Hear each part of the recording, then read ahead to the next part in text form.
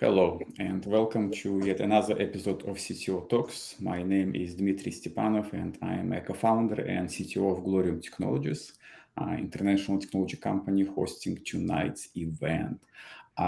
This is a video podcast for technical leaders and for those who want to become them at some point. We have guests who possess extensive experience in the area of technology, and tonight's guest is Edgar Escobar, CTO at Grupo ALTO. But before we start our discussion, consider subscribing to our channel. We have lots of great content coming soon, including future installments of CTO Talks.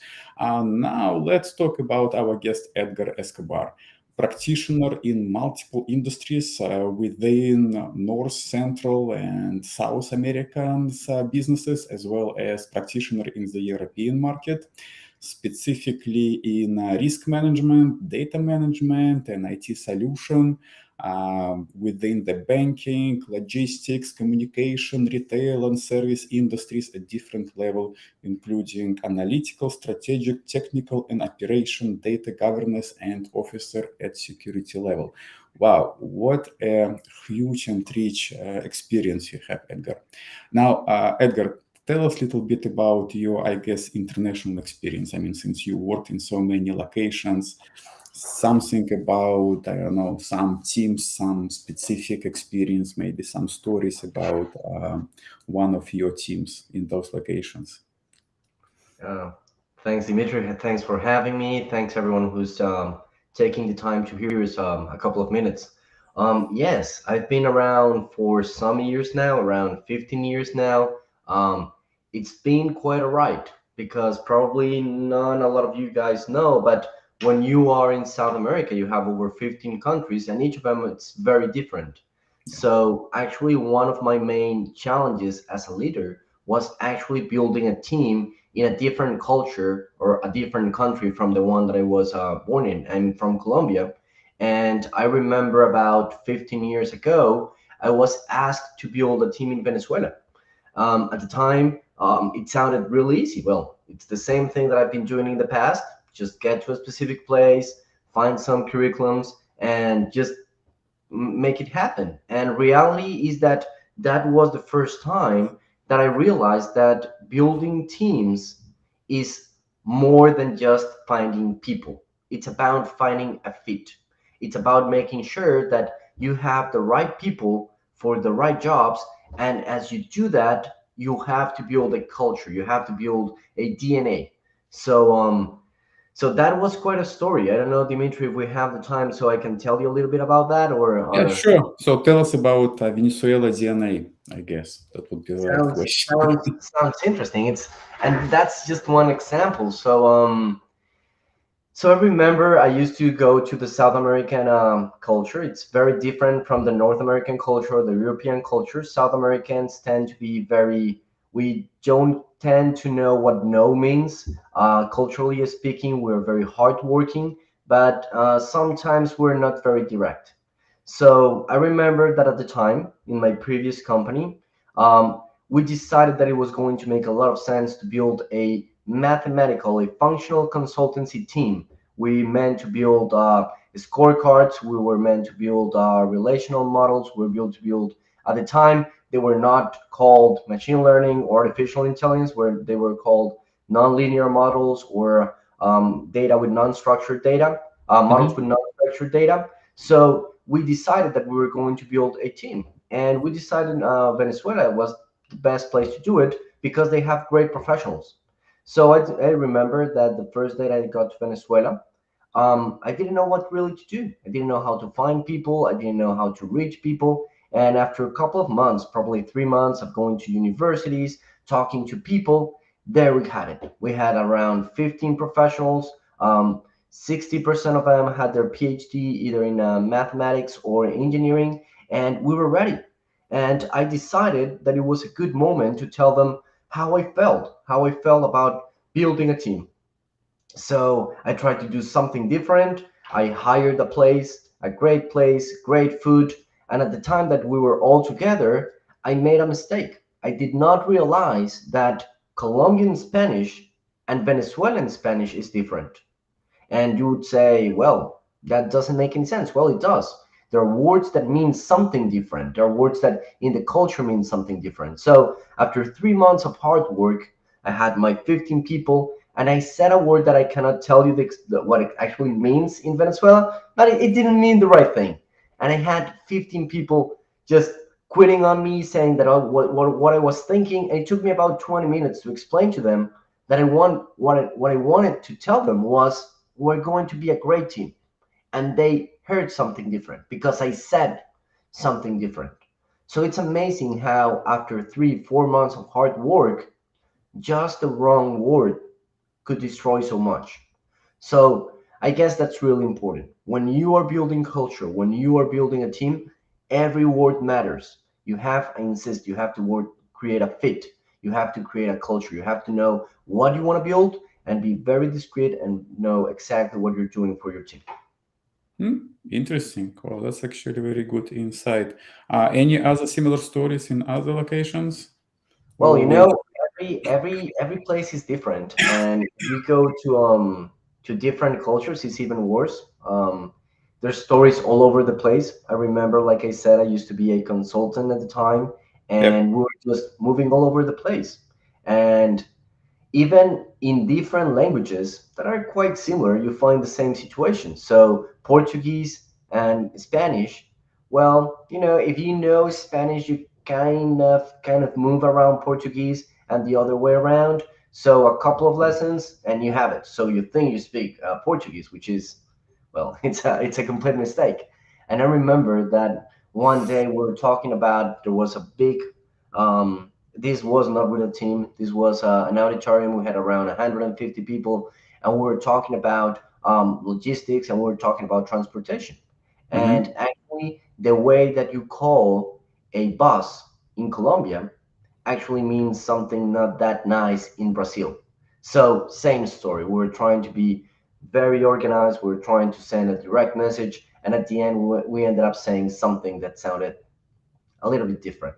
So I would say you can have plenty of those examples, and there is where you understand that reality is that when you start creating a team, probably, and this may sound really strange for CTOs, technical piece is just probably a 20% of it because yes, we have to be technical, we have to know our stuff, but we have been doing that for the last 30, 40 years. We have been being technical our whole lives. So there's a moment that in our career, we are not asked only to do that. We're asked to do more. We're asked to know our teams. We're asked to understand our teams. We're asked to make sure that our teams are better. I remember probably this happened 20 years ago. I was with a boss of mine at the time, great guy, very intelligent guy. And I remember coming in from a meeting and he told me, hey, how did it go? At the time, I don't know, I was in my early 20s.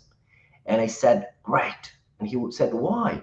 And I said, I was the smartest guy on the table. Everyone was hearing me out. I was sending the best ideas, and it was awesome. And he looked at me and he said, you're really, really wrong. You're not really understanding how it should work. And I was like, why? And he said, well, it's very simple. If you are in a room and let's say that the average from 1 to 10 of that room, it's a 5, what would you prefer? To be a 1, but make that average comes higher, maybe a 7 or an 8? Mm-hmm. Or be a 10 and make that average maybe lower? How does that make sense? Let's say that I'm in a team and I am a 1, but I'm putting all my energy in each of the people in that team to become a 7, not a 5 anymore, but a 7. Or the other way around, everyone on my team is a 5, I am a 10, but everything that I do is try to discourage them, is try to make them feel not as strong. So at the end, he sent me a really strong message and a really good idea, which is my objective as a leader, not at the time a CTO, is to make the people around me better because that'll make my job better. And to be honest, that doesn't make a lot of sense when you are a technical person because when you're a technical person, well, you're in front of a keyboard and well, it's you against the screen, it's you against your code. So the better you are, well, the better you do your work. Yeah. So this leader coming in and saying, hey, doesn't really matter. Probably you can not be as good, but if your team is better, actually the average of your team is going to be higher and the results are going to be higher. Um, to be honest, that day was really important. I have to be honest, I didn't understand that probably 5 years later. At the time, I was like, he's crazy. He didn't get it. It takes time to understand such ideas because, I mean, especially from the technical background, you just immediately reject it. So that I guess. Exactly. So it was great. 5 years later, I did understand, and well, it was awesome. Good. That's actually a very interesting insight. Have you seen the latest revision of PM book, PM book? I haven't. Tell me something about that.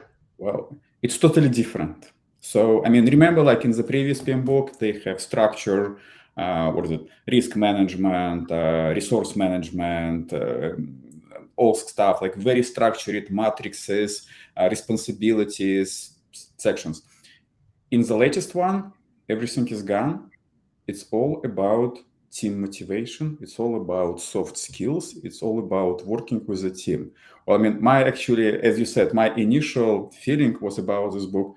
Why did they break everything? I mean, they did put a note that everything we're putting in the new revision doesn't conflict with our previous revision. Our previous revision still needs to be implemented, but we are focusing on this stuff. So well, I think they went too far, a little bit too far.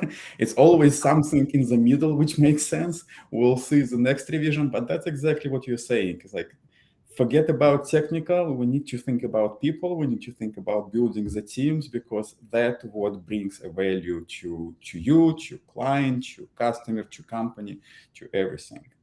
Well, I guess it resonates with this idea. Good.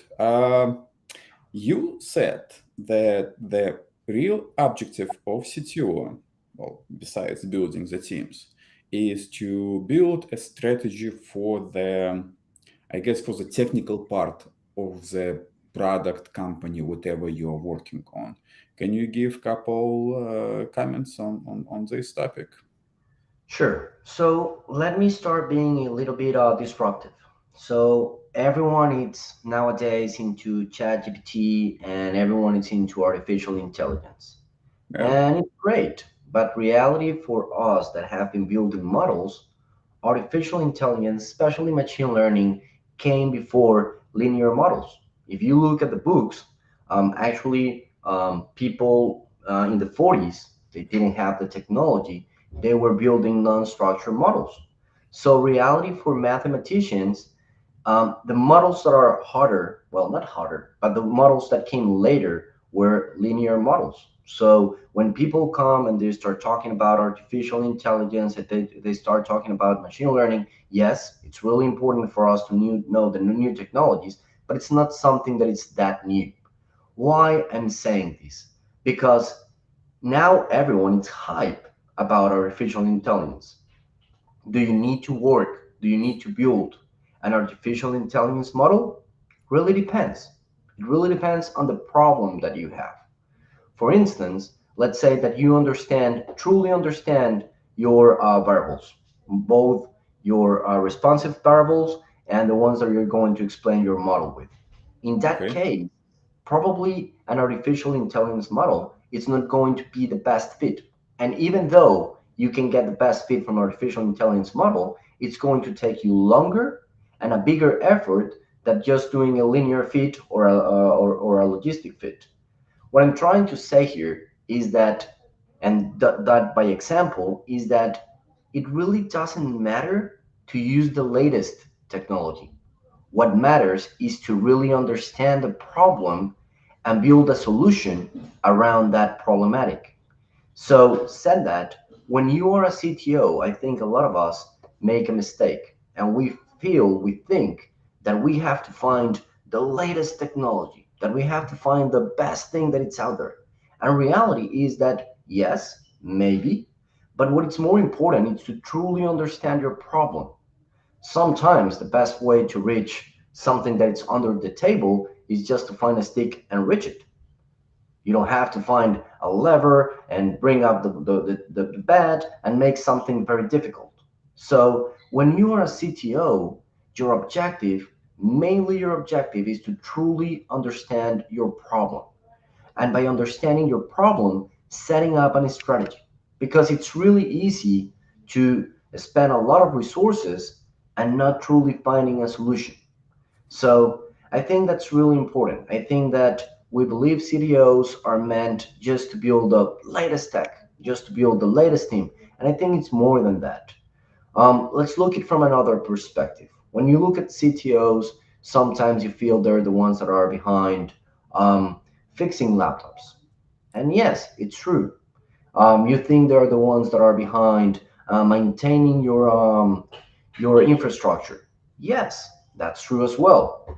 But all of that, it's operational. All those things happening at daily basis. They happen 20, 50 times a day. You cannot imagine how many times your help desk team is fixing stuff.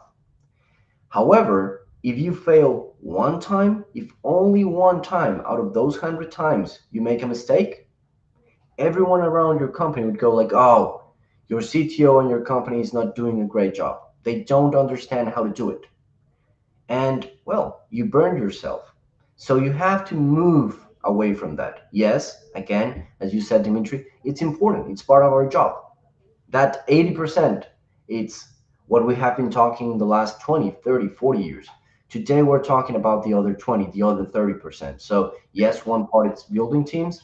The other very, very, very important piece is building a strategy. Make sure that you are part of creating value. Make sure that you know exactly where you want to go. When you start working on your team, the first day, try to vision yourself, how your team, what your objectives are going to be in 10 years forward, in 5 years forward. What are you going to do different? Don't go around saying, "Hey, I want to build the latest neural network." That's going to happen naturally. You have the skills, like we said. You know how to do it. But what is going to be different is how you're going to embrace the problem. Make sure that you understand what's happening, make sure that you build a strategy around it. And of course, if you have the right methodologies, make sense. Just as an example, when you were talking about PM, I remember doing PM, I don't know, 15 years ago. And I remember after PM, everyone was talking about Agile and everyone was talking about Scrum. And now everyone again is talking about Agile models. And I think all of them are really cool. I think all of them make sense. At a point, as a good CTO, what you have to understand is how you make the right mix. So, for example, in my company, we are not PM, we are not Scrum, we're not Agile, we're a combination. We're taking the best out of each, trying to solve our problems. And with this, I'm not saying that everyone should do it the same. I'm saying that, again, gather knowledge, gather information, and build the best thing for your specific problematic. Build a strategy, and then build a team around that strategy. I don't know if that makes sense. Yes, actually, it does make sense. And well, I do have, I guess, a solution. Well, I mean, solution again to the problem. So the problem CTO, majority of CTO came from the technical background. And I mean, it's we have this itching inside of us to play with the new toys, with the latest, greatest, put our hands on something. There is nothing wrong about this, by the way. But yes, it can bring it can lead to some failed solution. So what I actually do, at least I mean trying to do, running small skunk projects. So this is a latest solution. Sure, no problem. This is a small separate project. Try it out, see how it fits. Maybe it will work out. Who knows? But you're not putting everything on the latest and greatest. I mean, no, that would be a great mistake. Ignoring greatest and latest, also kind of mistake. I mean, you're risking to stay behind. Playing in the controlled sandbox environment, I think that works. That is the best solution. I mean, you limiting budget, you limiting risk, you limiting negative outcome, but at the same time, you keep your hands on such things. So that's as you said, it's always balancing. It's always balancing between different solutions that seems to be weird and seems to be too risky sometimes. Okay, so I guess we are on the same page here. Internal or external teams? No better and no worse decision here. So, I mean, I guess you sending a message, it doesn't really matter. Is it external team? Is it internal team? It's all boils down to what? To final team composition, team building efforts, or to what? Exactly. So let's go again through the same. You said something really important, which is don't be afraid. And reality is that technology is moving way, way, way too fast. And this doesn't mean in a wrong way. I think it's awesome. I think that it's great that every couple of months something new is coming in.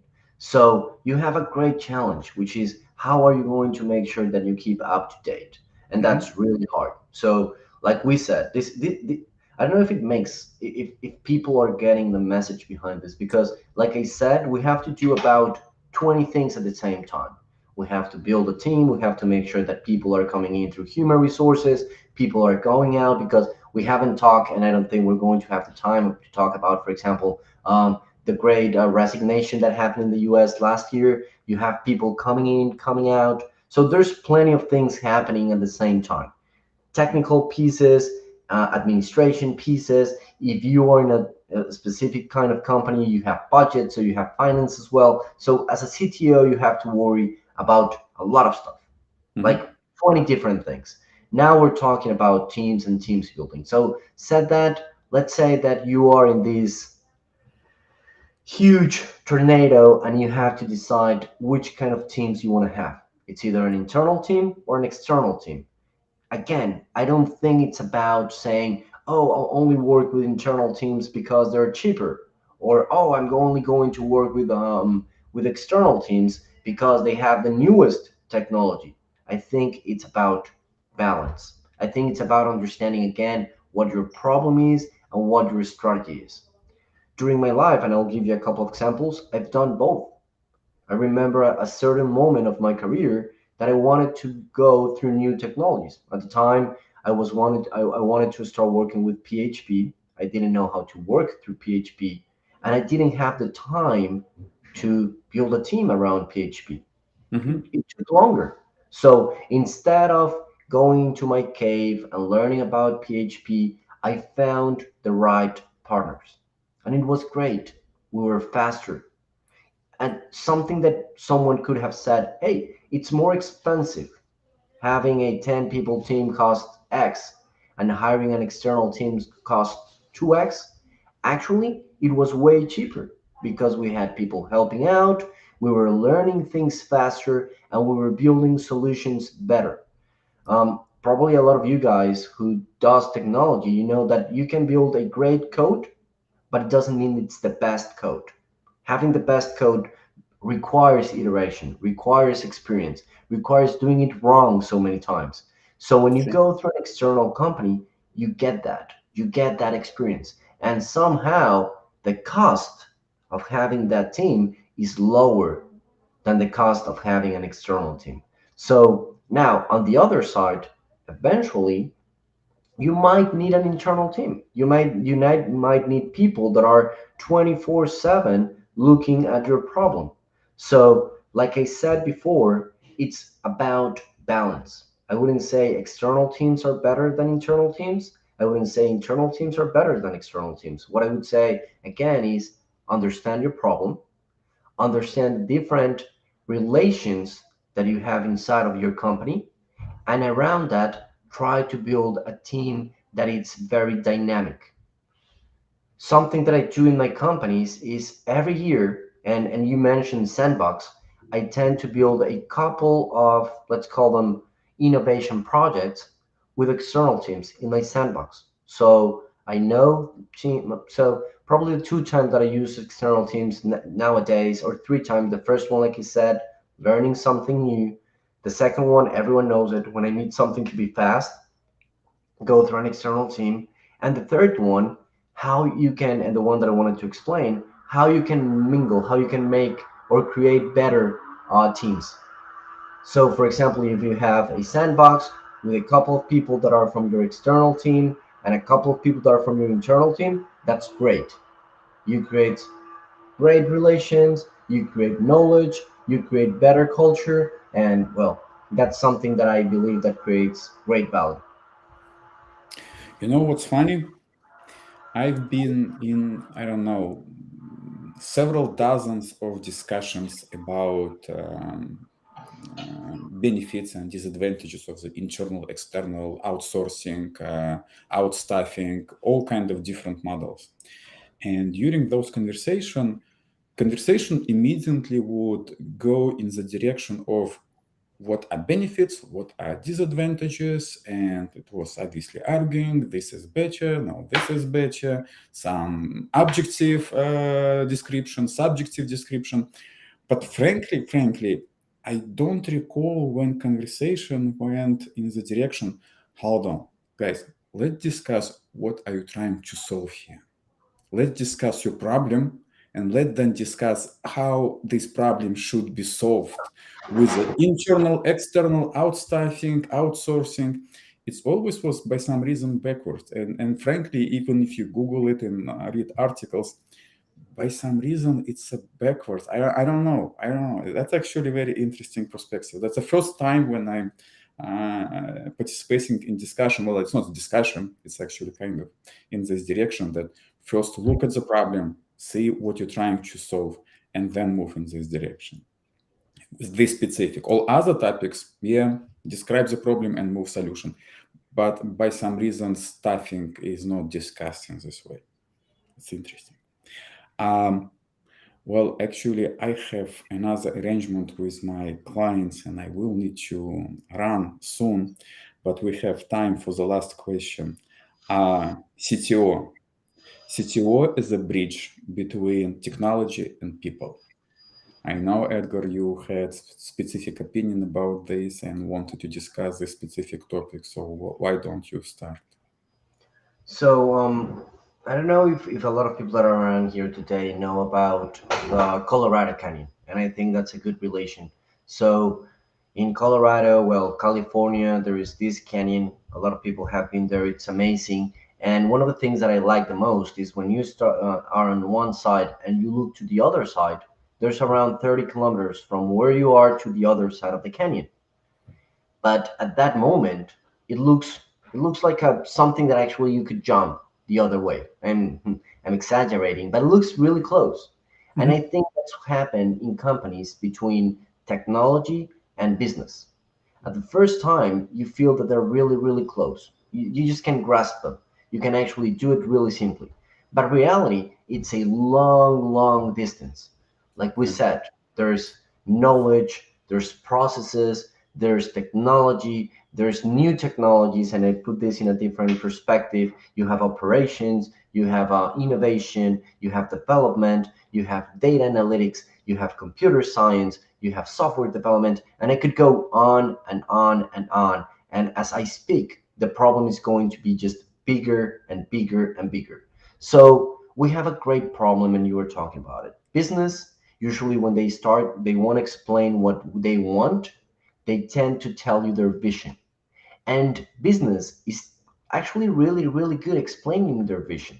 They tend to understand their vision. They know where they want to go. They know if you ask them, where do you want to be in 10 years, 20 years, they'll go and talk to you for hours of how Yeah. beautiful and how amazing it looks. Now, on the other side, when you go to your technical team, they won't be able to tell you 10 years from now, but they'll be really, really good at explaining their code, at explaining the very small specifics of what they're building, new technologies, new ideas, how they're going to make it more efficient. And there, a gap starts to build, because reality, if business was developing the solution or tech was envisioning or going to your clients to operate, well, it doesn't matter, but we are a team. So as this happens, a bridge starts to build. So our work as CTOs is become a bridge. So one of the things that I've realized is that when you talk with a business, they're not really good at making specifications, at definitions. Again, they tell you a vision. Oh, I would love to be happy. Okay, awesome. How do you want to be happy? How does that happen? And probably after 3 years of expending a lot of money, you realize that they're happy by having food and the specific food that they want. They love meat and they love meat during the afternoons. And I think as you speak with them, you understand that their vision of being happy, it could be solved in 100, 10,000 times, but they have an idea on how to be happy. So our work is to actually try to understand that. Something that is really funny about my job is when I talk to the business, I am very technical. When I talk to the business, they go like, "No, you're a very technical guy. It's really hard to talk to you because, well, you're always talking about code and you're always talking about how hard it's going to build this, blah, blah, blah." And when I go to my team nowadays, it's the other way around. They go like, "Nah, you're very superficial. You're only talking about definitions. You're only talking about methodology. You're only talking about how we focus. And remember that it was great talking to you before because we would spend hours about talking new technologies." So I'm right there in the middle. I'm not very technical for my technical team, which is great, but I'm very technical for my business team. So I guess to my point is we have to embrace that. We have to understand that we are a bridge. We are that person that is responsible for making sure that that vision and that capacity to build actually fit. So that's what I mean about being a bridge between technology and people. We have to make sure that people understand each other. Like I said, business nowadays, for example, love artificial intelligence. Hey, that's awesome. We can do great things around artificial intelligence. We should be doing more. We should not be afraid about them. But at the same time, we have people that are already experts on that. People that have been working at artificial intelligence for 10, 15 years. So how do we make sure that we listen each other? How do we make sure that we build solutions around the capacities of our people, the needs of our people, the needs of our team, and try to make things happen? So yes, like I said, I think it's a great challenge that we have at CTOs. A lot of people see us like that operational people that make sure that the computer works, that the laptop works.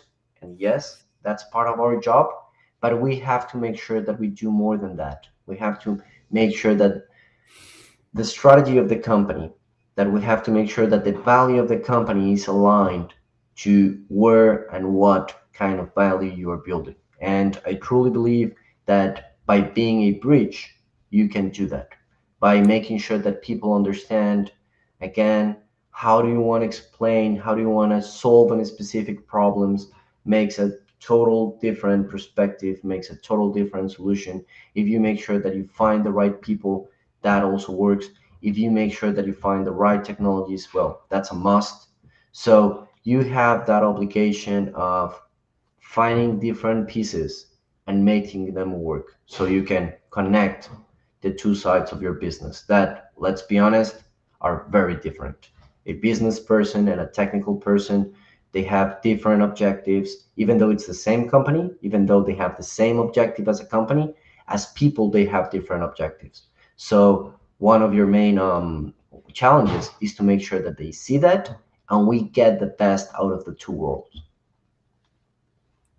Well, that's actually funny. Pretty much every single topics we have discussed today was define the problem, discuss the problem, in this specific case with the business people, and then slowly transition it to the solution with a technical person. But again, connecting them together, making sure that even the problem definition is properly defined so it should be feasible. So I guess that's a topic about this conversation should be, I mean, it was supposed to be, I guess. Define the problem and then solve it. Only way to be successful. Well, Edgar, unfortunately, I have to go. Well, we have a lot of topics, I guess, skipped and curtailed. I would be very happy to discuss it further, but unfortunately, I don't have time for this. Maybe we will set up a next interview and we will dig deeper in those topics if you don't mind. Okay, Edgar? It That'll be was great. very Thank nice talking to you. See you later. Bye. you. You too. Bye.